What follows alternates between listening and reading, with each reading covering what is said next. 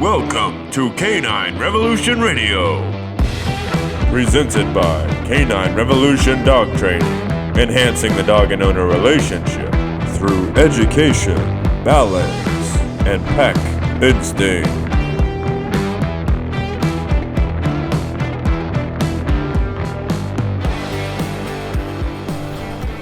Hey y'all, welcome to Canine Revolution Radio. I'm Chris. I'm Kevin. And today we are going to talk about exercise, why it's important to exercise your dog. So just kind of jumping right in, exercise, it should be a daily part of our routine with our dogs. But a lot of people ask, why? Is it really that important? Why is it important? All right, so I mean, when it boils down, exercise is a basic instinctual need that needs to be fulfilled so that our dogs can live a long and happy life, all right? When we take exercise out of the picture and we don't provide exercise, there can be some serious issues that you may deal with that can be related to not exercising, which we're going to get into here shortly. All right. First, the obvious benefits of exercise are the physical benefits. So when we provide our dogs with exercise, you don't see things like obesity or joint issues or hip issues, hip dysplasia. That can help. Exercising can help prevent a lot of those things. So being in overall good health is going to help in building our dog's confidence. All right. If we allow our dogs to live a sedentary lifestyle, so just sitting around, not exercising, laying on the couch all day, we can increase the chances of having issues both physically and behaviorally. We can see things such as anxiety, insecurity, or even aggression. Right. Kevin, what do you got? Yeah, so one of the biggest things when we're talking about exercising our dogs, first of all, it's a very, very powerful position from your dog's perspective, right? So just kind of relate it with we're going to relate it with food. So when we're training dogs, we're the ones that provide them with food. They rely on us to meet that instinctual need to survive, meet that drive to eat. So along with that, exercise is also an instinctual need. It's a baser instinctual need. The wolf can go 30 miles a day on the prowl for food, no problem, at a steady trot. So balancing their energy levels with our exercise should be done with us for a few reasons. One, big bond building, right? Structured exercise, I'm leading the walk. That's huge for the bond, okay? As we repeat this process, as we continue to exercise daily, the bond is strengthened, the trust and the respect with the dog is built. And we meet that instinctual need to balance their energy so that we're not dealing with undesirable behaviors or undesirable health issues or anything like that. So the bond is one of the biggest ones. You always want a good relationship with your own personal dog.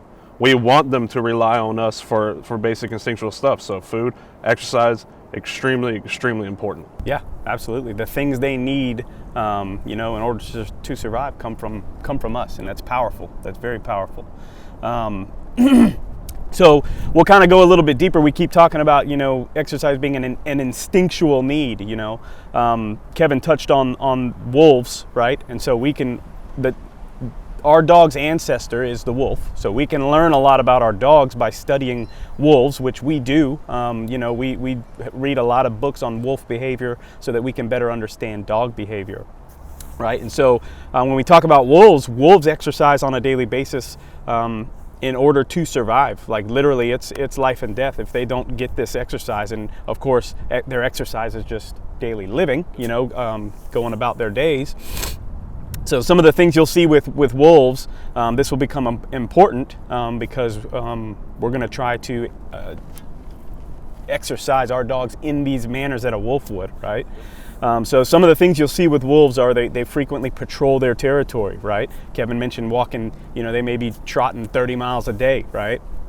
Engaging in play behavior, engaging in ritualized behavior of, aggression, play, submission, all of that kind of stuff. That's physically exercising. And they do this with their pack mates, right? They stalk, they hunt, and they kill their prey. And then from time to time, they will migrate to new territories, which can be an exhausting feat. So physically, these are some of the things that wolves are doing just to survive, but obviously getting physical exercise, right? Yep. So obviously our dogs do not live in the wild, so they don't have to, we're not saying to let your dogs go out in the backyard and chase and hunt and kill all the squirrels back there. If that's your thing, hey, go for it. But obviously there's reasons why we wouldn't allow that. So it's not, we're being a little bit dramatic here, because our dogs don't live in the wild, right? But they still need some of these same things that the wolves are doing when it comes to exercise, right? So that's why it's important for us to provide them with these activities, and we're the ones, like you talked about, that are providing them with that. So exercise that simulates some of these activities can be very productive in fulfilling our dog's needs, right? So when hunting, wolves chase the prey, they catch it, they bite it, right? So while we're not doing those exact things, we may play fetch with our dog, right? Our dog is chasing a ball, they're biting the ball. We might be using a tug. They're chasing us, maybe biting the tug, thrashing. They're getting a lot of those things out instinctually. So we are simulating all of that instinctual behavior that wolves use to exercise, right? Yep. So that's kind of what we're talking about when we start talking about exercise being an instinctual need. These are things that animals need in order to survive, and we are just providing that to them. So we'll go ahead and talk about some of the problems that could arise when we don't have exercise. So the same way with a wolf pack, everybody pretty much knows their place, right? So they're following the leader. Yep. They're following the leader on that 30-mile trek or on that hunt or whatever it may be. So in the same regard, we are our domestic dog's pack. Yeah. We need to be the leader. We need to, that helps them, manage their mindset. We avoid what is called understimulation. So if we're not exercising our dog, or we're not structurally exercising our dog, I should say, to where it's to where we're leading the walk, you could suffer from issues such as understimulation. So real quick, the definition of understimulation from Encyclopedia of Canine Behavior by Roger Abrantes. A dog is understimulated when it is given insufficient opportunity to use and develop its inborn abilities and satisfy its needs. Now, of course, in the wild, they're using their inborn abilities, they're satisfying their needs. One of it's just pretty much a hunting drive. Right. Basically, all of their exercise comes from wanting to survive. Domesticated dogs, of course, it's a little different. We give them the kibble or the raw diet. It comes from us. It's good to go. But if we don't mimic this, if we don't simulate this, and we do hit a point of understimulation, you're gonna have poor behavior, such as tearing up the house when you're not home. Oh, yeah. Or maybe not even respecting you, maybe being too energetic. Things like that. So we really do need to get that balance in order to satisfy them. Okay. Yeah. So almost every undesirable behavior that we will encounter, understimulation is usually the root cause, right? Yep. Sometimes insecurity, whatever the case may be. But at the end of the day, the most basic thing of just structured exercise goes a long way to working through and rehabilitating these mindsets, managing their mindset and kind of controlling what they're able to do. So when they do have excessive energy, when they are understimulated, it's got to come out somewhere. Yep. And it's going to come out somewhere you don't want it. Your baseboards. Yep. Your rugs. Wood floor that you just bought that $1,200 rug. Now it's tattered up. So chewing on furniture, anything like that. But at the same time, we could begin to create anxieties, right? So we're talking about pacing around the house, barking nonstop, things like that. That's basically just an excessive energy leaking out. It has to come out somewhere. So another one is, you come home, they've been running around all day, satisfying their own needs, reinforcing their own anxious mindset. They're not exercised regularly. Guess what? They're going to mess with you. Yep. They're going to start bugging you for attention because it's something to do. You just came home. Yep. Something just got added to the environment. Now they want to mess with you, right? So, you just work 10-hour shift, you come home, they're being pushy, they're mouthing you, just messing with you in general. And, our response usually is an inflated one, which just increases the anxiety even more. So balancing that energy is definitely the key, nice structured exercise. So it's all examples. What it boils down to is just energy, just understimulation. So achieving that goal, achieving that mindset of, calm, confident, relaxed, chipping away at that excessive energy, that's where you're going to find the most success in avoiding these undesirable behaviors. And providing it that proper outlet for that energy. Absolutely. So Other thing we'll talk about here is anxiety and insecurity. So it kind of goes hand in hand with understimulation. A lot of times, when we're meeting dogs, assessing dogs' behavior, we can say, root cause is insecurity, it's anxiety, and then, like you said, in almost every case, understimulation is a part of that equation as well. So your dog may whine a lot or bark when they are frustrated. These behaviors may not seem anything more than just being annoying to some people. But when these behaviors get continually reinforced over a period of time, they can get worse and even develop into dangerous behaviors, right? So we have seen anxiety and insecurity develop in a wide array of unsafe behaviors. We've seen aggression towards owners, towards the dog's owners, towards other strangers, towards children, towards other dogs. People can't walk their dogs through their own neighborhood without having some type of reaction, right? And this is all rooted in this insecurity and anxiety, right? And understimulation. We've seen holes chewed in the walls, like we talked about, couches demolished, carpets ripped up, you name it. And then, so some of the other ones that we've seen cases where dogs will inflict harm upon themselves, right? So you may have seen, videos of dogs chasing their tails. That's an anxious behavior. We've seen it so extreme where dogs will bite their tails. They'll bite their backsides.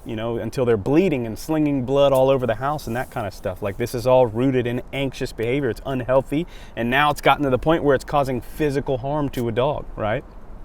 So these are not healthy ways for our dogs to live. So when we assess dogs with these types of undesirable behaviors and talk about behavior modification, exercise is the first prescription, right? So there is a long process that goes into training, but day one, we start with exercise. Right. So we can start teaching the dog how to walk, teaching the dog how to exercise, maybe on a treadmill, whatever means we want to use. Exercise is our first step, right? Yep. Productive and healthy exercise is where we start in order to address the issues long term. So bottom line, by providing our dogs with exercise, we are fulfilling their instinctual needs and preventing unhealthy habits from forming, Yep. right? And so you want to talk about the two elements that we kind of want to keep in mind when we're exercising. Absolutely. So you've heard us say, structured exercise. Well, is there unstructured exercise? There is. We'll get into it more in depth later on. But when I say structured exercise, I'm talking about working the body and working the mind at the same time in order to achieve that stimulation. There are some dogs that can go and go and go and go, but there's no mental stimulation. You're like, well, I'm still experiencing these bad behaviors. All right, well, when you take him out on a leash, how is it? He's pulling on the leash, constant tension on the leash, paying attention to everything else but me. What we're doing is reinforcing a negative mindset. We're reinforcing anxieties.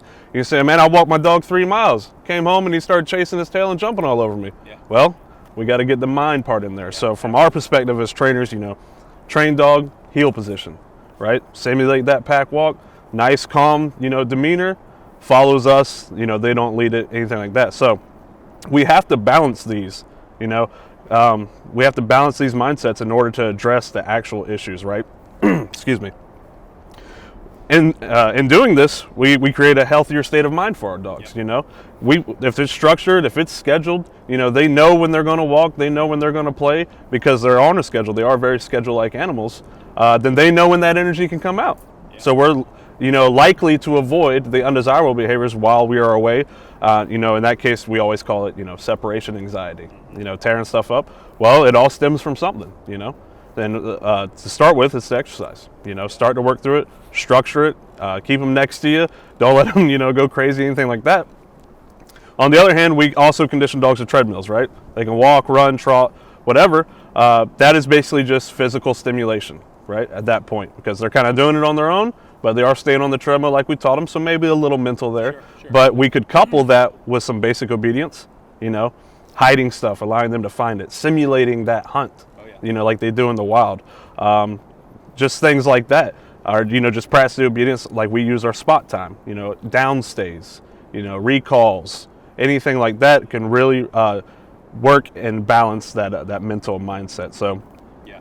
They're physically stimulated, obviously, when they're running, chasing things, playing fetch, tug, whatever it may be. But at the end, we need to incorporate some of that mental stimulation to get those behaviors and get that positive mindset that we want. Yeah.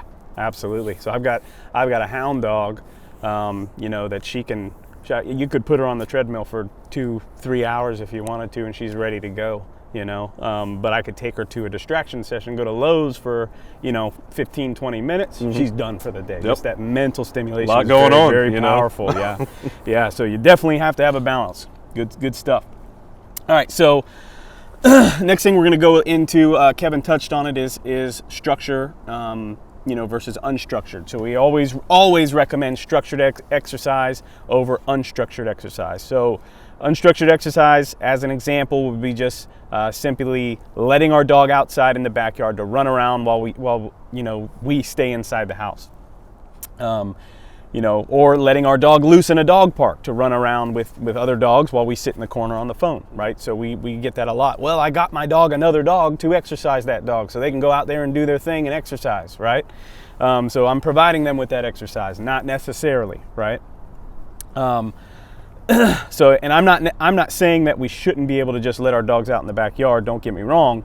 But if this is your only method of exercising or providing exercise for your dog, you may be inviting some issues, right? So you also need to keep in mind that these are scenarios where we are not in control, right? So there is no structure involved. Structure means we are in control of the environment. So our dogs are free to do as they wish, right? Sometimes that means digging holes, jumping the fence, pacing up and down the fence line, barking at other dogs as they pass by, or squirrels or cats or people, or you name it, right? The list goes on. So these types of activities will build anxiety and reinforce undesirable behaviors because we are not there to guide our dog's actions, right? Letting our dog into a dog park with other dogs that we don't know could put your dog in a bad situation, which could develop insecurity, which could lead to some type of fear, aggression, or worse, right? Can degrade our dog's trust in us, right?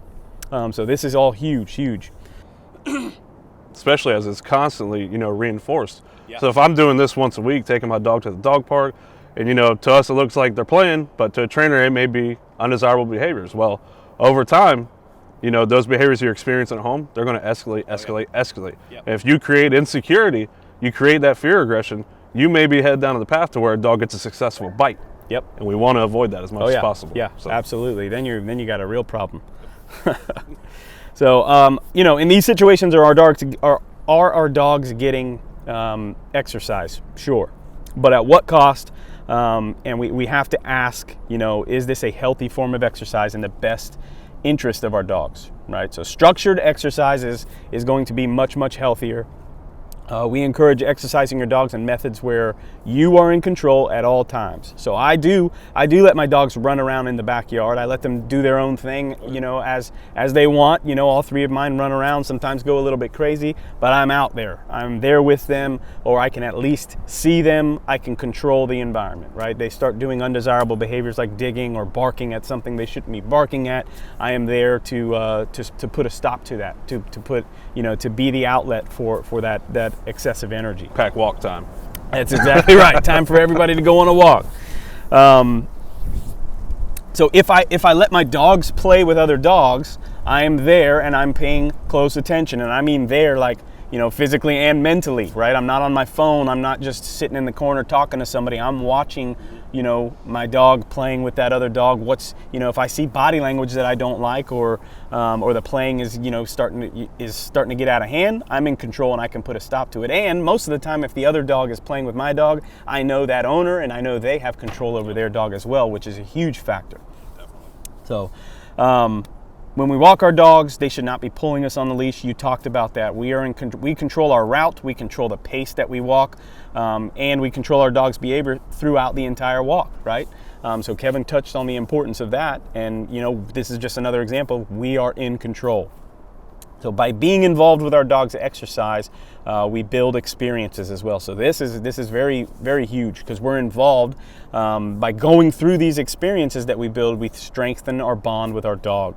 They learn that we are effective leaders, someone they can look up to and trust. This helps to build their confidence and prevents things such as insecurity, right, anxiety, understimulation. We want to right? reinforce the right things. Yeah, absolutely.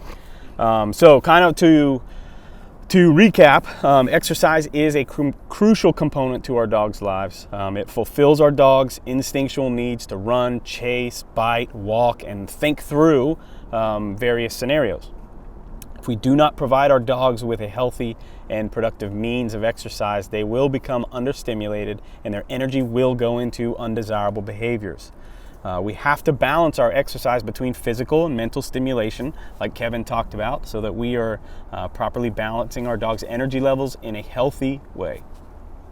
We want to always be involved not only in our dog's exercise, but in their lives as a whole, right? So we should always be in control so that our dogs will always have to rely on us. Through exercise, we can strengthen our bond and our dogs and can enjoy a long, happy, and healthy life with them. Absolutely.